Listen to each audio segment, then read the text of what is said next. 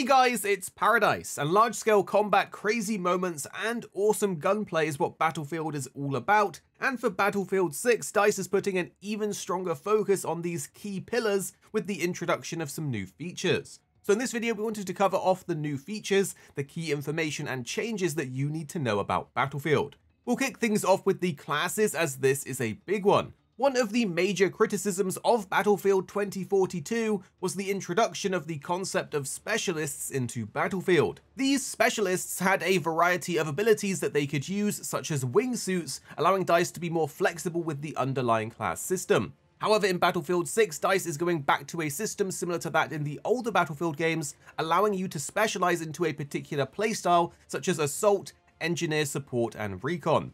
This was a highly requested feature for players, as it adds more player identity to the squads and allows you to quickly identify what enemy players are playing as, which can really help you deal with them.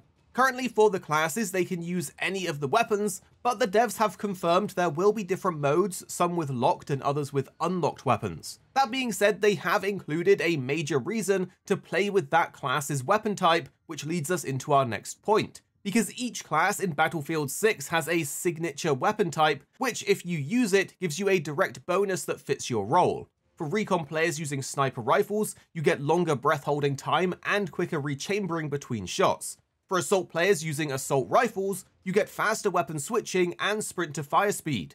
Engineers with SMGs will benefit from better hipfire control, and support players using LMGs will avoid the movement penalties that would normally slow others down. As said, you can of course equip any other weapon type on the classes, but you will miss out on these tailored perks. On top of this, every class comes with a passive bonus that reinforces their identity. Assault gets reduced full damage and no slowdown after a drop.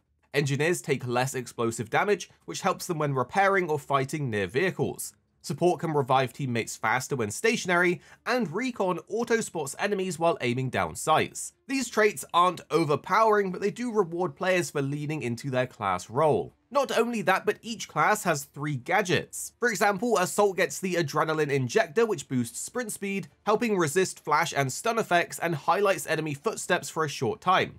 The Engineer always has the Repair tool, so there's no need to sacrifice it for something else. The Support brings a supply bag that heals or restocks ammo, and the Recon can deploy a motion sensor that detects enemies within a certain radius. Note these aren't part of your regular gadget slots, they are always with you. There is a brand new system that's also being introduced and brings progression into each match. It's called Training. Training is a new progression system built into each of the classes, as at the start of the match, you pick one of 2 paths that offer passive stat bonuses and teamwork-focused perks. As you play and contribute to objectives, your training level increases, giving you stronger bonuses, and at level 3, you unlock a one-time use ability unique to that path. For example, a Recon running the sniper path can call in a UAV to passively spot enemies. Once used, the ability will reset and must be earned again through squad play. So the goal here is to reward players that lean into their role and support their team. One of the most impactful changes that we experienced during our playtime though is the ability to quickly drag your teammates to safety when you're attempting to revive them. You can run into your buddies and grab them, letting you pull them into cover, which is extremely useful and hopefully means less respawns. And talking about respawns, an amazing feature that's been introduced now is that you can see the perspective of your teammates when you're looking to spawn in via a camera in the corner. This means you can see exactly what type of danger they are in before spawning on them. Furthermore, mobility in Battlefield 6 has been increased with a variety of options for movement, such as sliding, diving, and rolling. For example, you can preserve your movement and reduce full damage by hitting the crouch button. Not only that, but you can also sprint while crouching, which by the way looks awesome. This new Battlefield is also introducing a revamped attachment point system, giving you more control over how your weapon handles in different combat situations. Instead of generic attachments, you can modify specific components like the barrel, underbarrel, optics, and stock, each with meaningful trade-offs, and you can actually see the stat differences. So if you want tighter control at the cost of mobility, you can do that, and you're able to spend up to 100 points on whatever attachments you want, with some of the more impactful attachments costing more points than others. Going back to the in-game changes, another cool feature that's been added is the ability to hang on the back of tanks. This is something small but allows squads and general teammates to stick together with additional slots on the vehicle. Of course, just don't have your whole team piled on when it blows up. Now, for the first time in a mainline Battlefield game, 6 features floating damage numbers. You can now see exactly how much damage you're dealing with each shot, whether it's a headshot, body shot, or armor hit. It's very clean and gives you immediate feedback in the middle of a fight, and this is especially useful when testing out weapons. And if you just don't like it, you can also toggle it off in the settings. While we got to play a lot, something we didn't get to try out was some of the gadgets and mechanics from the trailer. In the trailer, we saw players putting down some ladders, using sledgehammers to break open new routes, and even a drone that you could use to blow things up. Currently, we know there will be 9 maps at launch for Battlefield 6, with more maps coming later on. During the livestream, we got to play on a variety of maps with different themes. There was dense urban environments like Empire State, to more choke point focused maps in Liberation Peak, and sprawling ground-based combat in Siege of Cairo. So each map is built with different playstyles in mind. Whether you're into sniping from long-range sightlines or chaotic close-quarters infantry fights, there's going to be space for it between these different maps. From what we played of each of the maps, we actually really liked them, and it'll be interesting to see if they're still as fun after hundreds of hours. Now, Battlefield 6 also brings back the classics, with modes like Conquest, Breakthrough, and Rush returning, delivering that large-scale chaos that the series is known for, packed with vehicles, infantry, and battles, and all-out warfare across massive and destructible maps. But if you prefer tighter, faster action, there is plenty of that too. There's Team Deathmatch, Squad Deathmatch, Domination, and King of the Hill, which all make a return, giving players more focused and infantry-heavy options that still feels intense and competitive.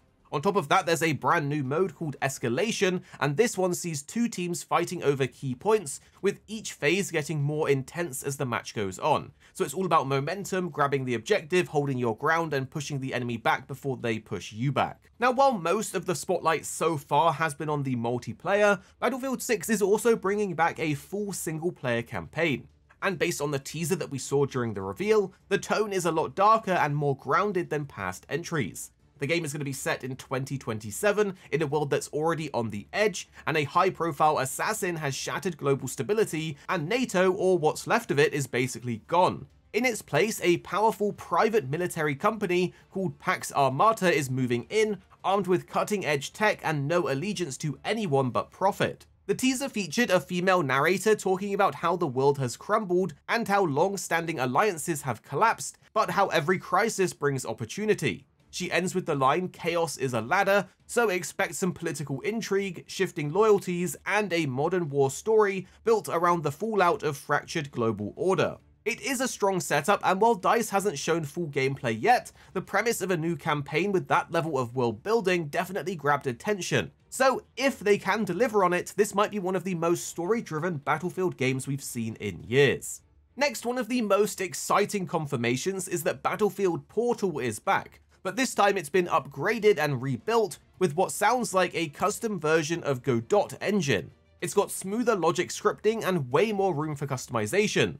Players will have access to powerful editing tools that let you place and modify objects, design custom UI elements, and even build entirely new game modes. If you don't know what Portal is, it lets players mix maps, weapons, and rules from past Battlefield games, including Battlefield 3, Bad Company 2, and 1942, and mash them into custom game modes. In the reveal trailer, we got to see some absolutely crazy examples of the things that can be created within Portal. If you are wondering when you'll be able to play the full game, well, Battlefield 6 is set to launch on October 10th this year, 2025, and it is coming to PC, PlayStation 5, and Xbox Series. There's no support for last-gen consoles at this time, and that is a good thing as it means DICE can fully lean into next-gen tech, better map design, and improved destruction without being held back by older hardware.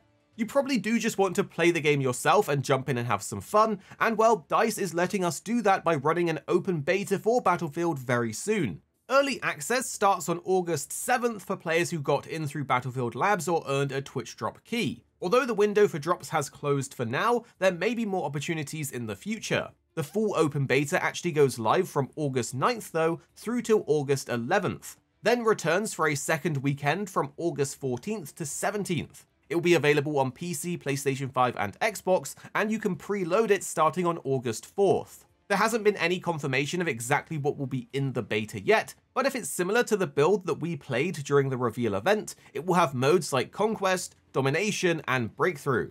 Also, a big thing for anyone playing on PC, and we can see this causing a problem for some, is that you may need to enable secure boot in your BIOS, or the beta might not even launch. If you do get into the beta though, you will be able to earn some skins.